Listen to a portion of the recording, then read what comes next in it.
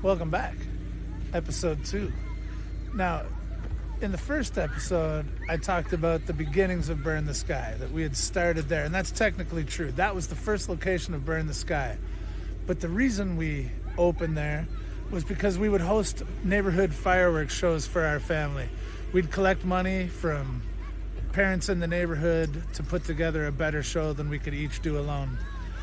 And after moving from our original location, which you can see here,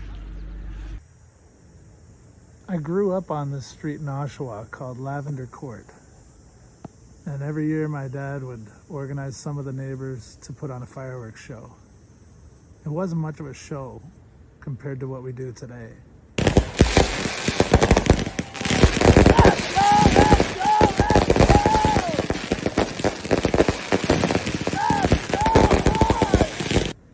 But it was the coolest thing ever to watch my dad run around with explosives.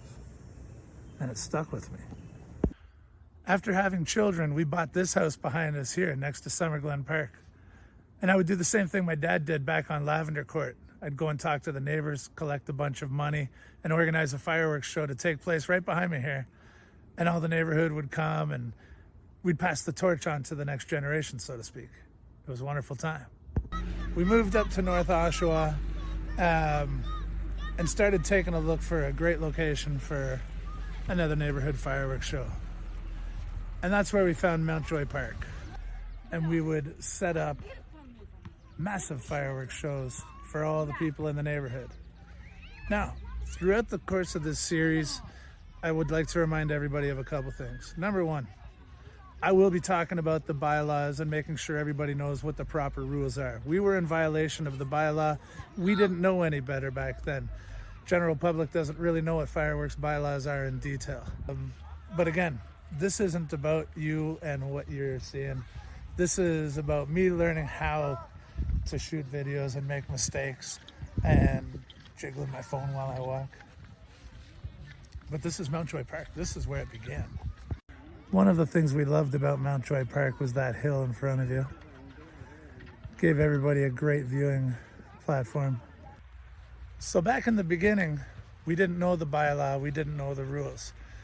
We knew how to keep people safe, and we organized so that other people wouldn't have to. We would have safety measures in place, fire extinguishers, buckets of water, folding tables laid on their sides to deflect errant fireworks back towards us and not into the crowd.